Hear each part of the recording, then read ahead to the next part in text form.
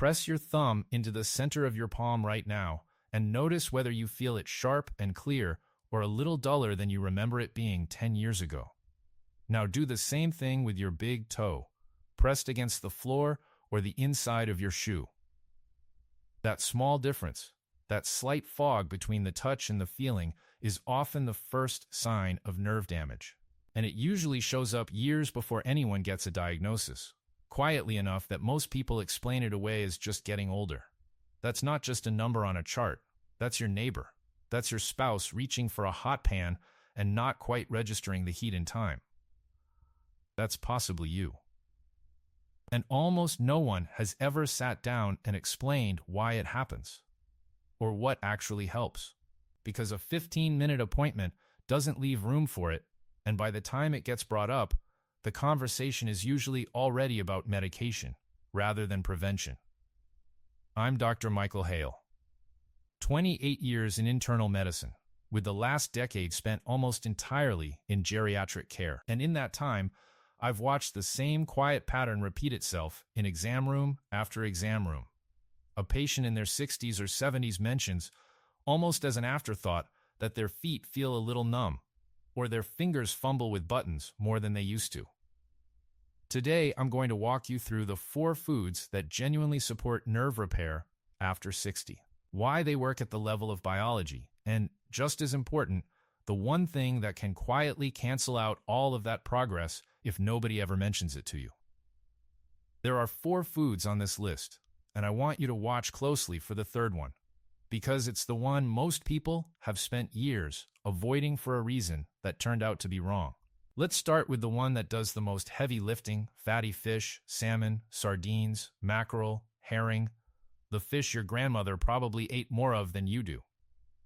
Here's what's actually happening in your body when you eat it. The outer layer of every nerve fiber is wrapped in something called myelin, a fatty insulating sheath that lets electrical signals travel fast and clean, the same way insulation lets electricity move safely through a wire. Strip away the insulation, or let it get worn and patchy, and the signal slows down or gets lost altogether. That's a large part of what nerve damage actually is at a cellular level. The omega-3 fats in fatty fish, specifically DA, are literally building material for that insulation. Your body uses them to maintain and, in some cases, help rebuild the myelin sheath. Fatty fish also happens to be one of the best natural sources of vitamin B12, and B12 is not optional for nerve health, it's essential. Think of B12 less like a vitamin and more like a maintenance crew for your nervous system. It's directly involved in producing the myelin we just talked about. And without enough of it, that insulation starts to thin and fray. But getting B12 onto your plate is only half the job. Your body also has to absorb it, and that process depends on a specific protein your stomach makes called intrinsic factor, which grabs onto B12 and escorts it into your bloodstream. As people move into their 60s, 70s, and beyond, stomach acid production and intrinsic factor output both tend to decline naturally, which means the same plate of salmon that fed you well at 40 may not deliver nearly as much usable B12 at 70. Research has consistently linked low B12 levels to numbness, tingling, balance problems, and nerve pain in older adults, and that age-related absorption drop is a major reason why. It's not that people are eating worse, it's that the delivery system itself is quietly less efficient. 2 servings of fatty fish a week is a reasonable target for most people, and if you're choosing between varieties, smaller fish like sardines and mackerel tend to carry less mercury than large, long-living fish, which matters more the more regularly you're eating it. Now here's the part I really want you to sit with, because this is the piece that gets missed constantly, and it's the most counterintuitive thing on this entire list. You can eat fatty fish 3 times a week, do everything right, and still end up B12 deficient if you're on certain common medications without knowing they interfere with absorption. Metformin, one of the most widely prescribed medications for blood sugar, has been shown in research to reduce B12 absorption over years of use. Long-term use of acid-reducing medications, The proton pump inhibitors and H2 blockers many people take for reflux does something similar, because your stomach actually needs acid to release B12 from food in the first place. Less acid, less B12 released, even if the fish is right there on the plate. Let me tell you about a patient I'll call Frank, a composite. Not one specific person, but a story I've genuinely seen play out with slight variations more times than I can count. Frank was 71, ate well, walked every morning, and had been on metformin for about 12 years for type 2 diabetes. He came in because his feet had started feeling like they were wrapped in an extra sock that wasn't actually there, that dull, muffled sensation, the kind that made it hard to feel exactly where the floor was under him in the dark. He assumed it was just his diabetes catching up with him, and to be fair, so did I at first, because diabetic nerve damage is common enough that it's usually the first thing anyone checks for. But when we ran his labs, his B12 was low. Not dramatically low, just quietly, steadily low. The kind of number that creeps down slowly enough that nobody notices until the nerves start complaining. He'd been eating fish regularly for years. He'd done everything the food advice tells you to do. What nobody had ever connected for him was that the medication keeping his blood sugar steady was, at the same time, slowly working against his B12 absorption in the background. Once we corrected it, under medical supervision, with his doctor adjusting his plan appropriately and adding a B12 supplement alongside his existing medication rather than stopping anything. The numbness didn't vanish overnight, nerves don't work that fast, but over several months, it noticeably improved, and the sensation of the floor under his feet came back into focus. The food alone wouldn't have fixed that. The food plus the missing piece of information did. This isn't a reason to stop any medication on your own, and I want to be completely clear about that. Metformin and acid reducers are often doing important, protective work, and stopping them without medical guidance can create serious problems of its own. This is a reason to ask a simple question at your next appointment. Given what I'm taking, should we be checking my B12? That's it. That's the whole ask. The second food on this list is one that spent about 30 years unfairly banished from breakfast tables everywhere. Eggs. For decades, the advice was to avoid them because of dietary cholesterol and heart disease risk.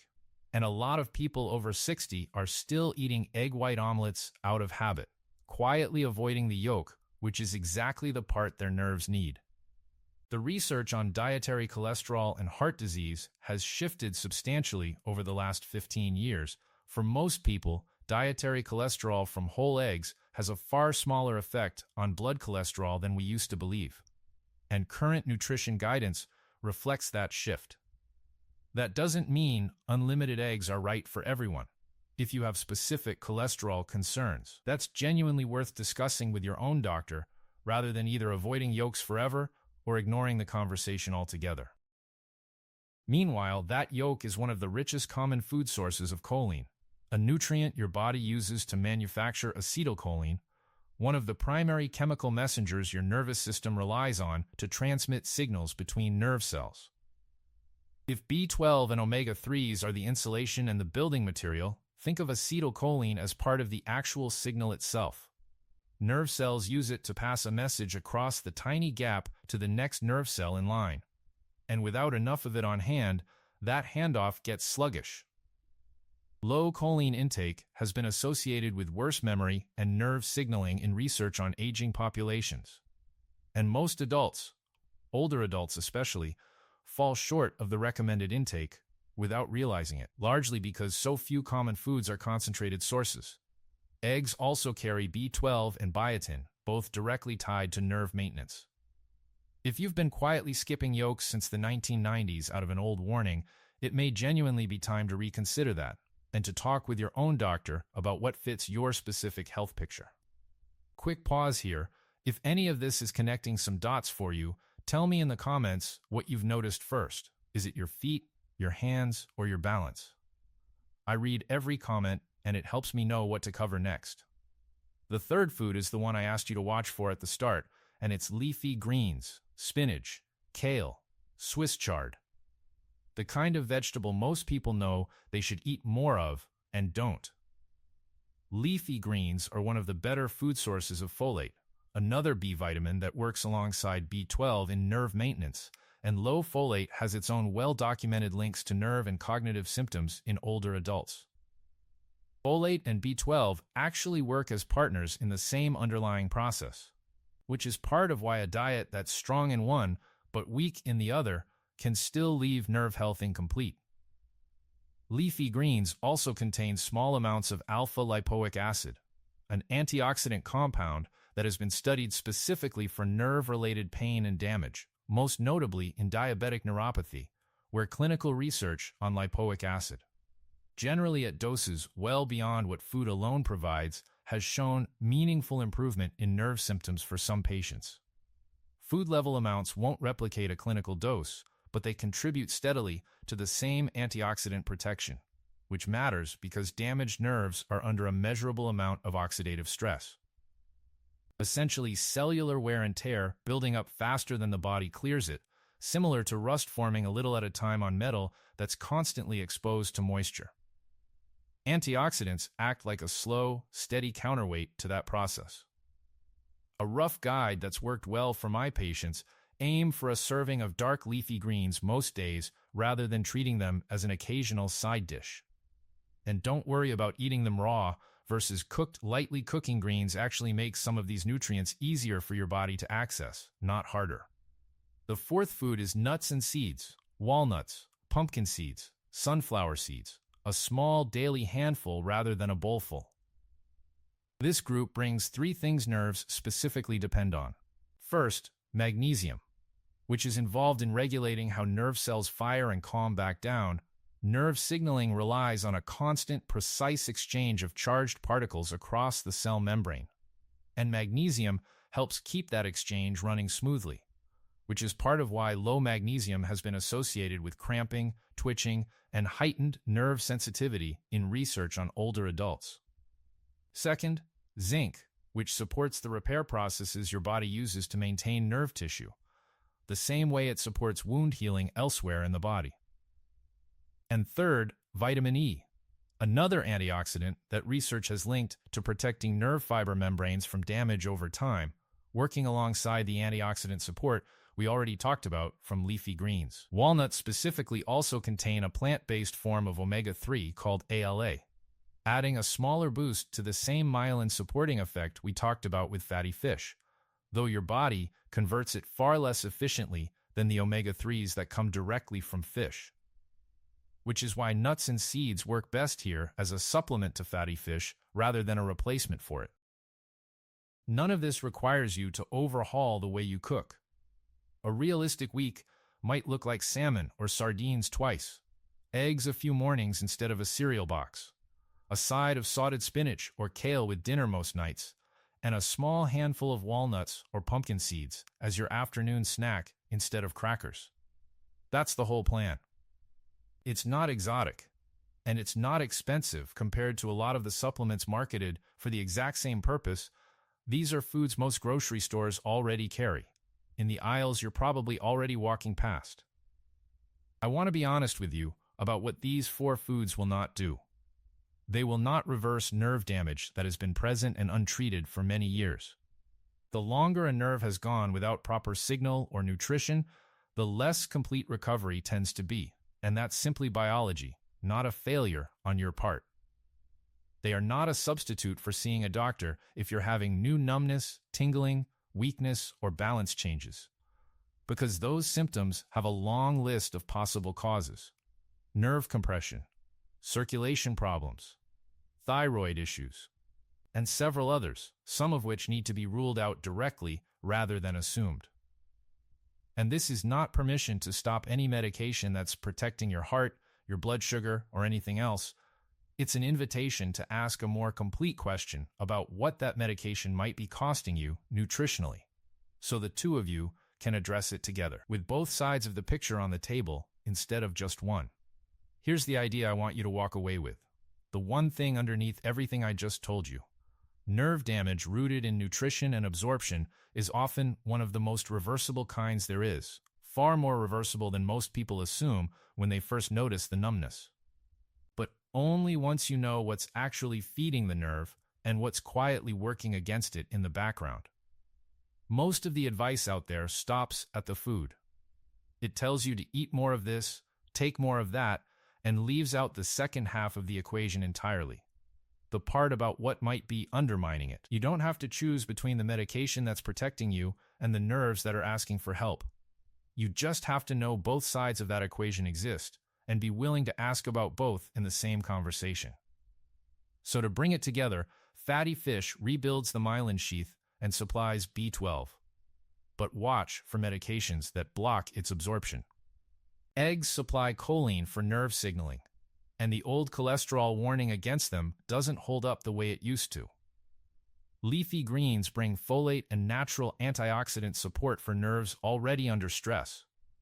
And nuts and seeds round it out with magnesium, zinc, and vitamin E to protect nerve fibers over the long run.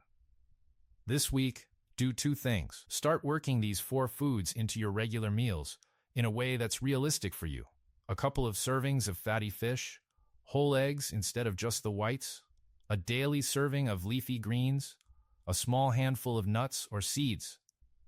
This doesn't need to be a dramatic overhaul, and it doesn't need to happen all at once. Consistency over months matters far more than perfection in any single week. And separately, call your doctor's office and ask whether it makes sense to check your B12 and folate levels, especially if you've been on metformin or an acid-reducing medication for several years. Write the question down if you need to, so it doesn't get lost in the shuffle of a short appointment. That's a 5-minute conversation that can catch something years before it becomes a bigger problem. This video is educational information, not personalized medical advice, and Frank is a composite drawn from patterns I've seen across many patients, not one identifiable person. Please talk with your own physician before changing anything about your medications, your diet, or your routine, particularly if you're managing diabetes or any chronic condition. If this was useful to you, a like helps this reach someone else who needs to hear it, and I'd genuinely appreciate you subscribing if you're not already. Tell me in the comments, how long have you noticed that numbness or tingling? And has a doctor ever actually talked with you about your B12 levels? I read every comment. There's one more place nerve damage likes to hide, and it has nothing to do with your feet or your hands. It shows up somewhere most people never think to check. That's the next video. I'm Dr. Hale. Stay sharp, and I'll see you there.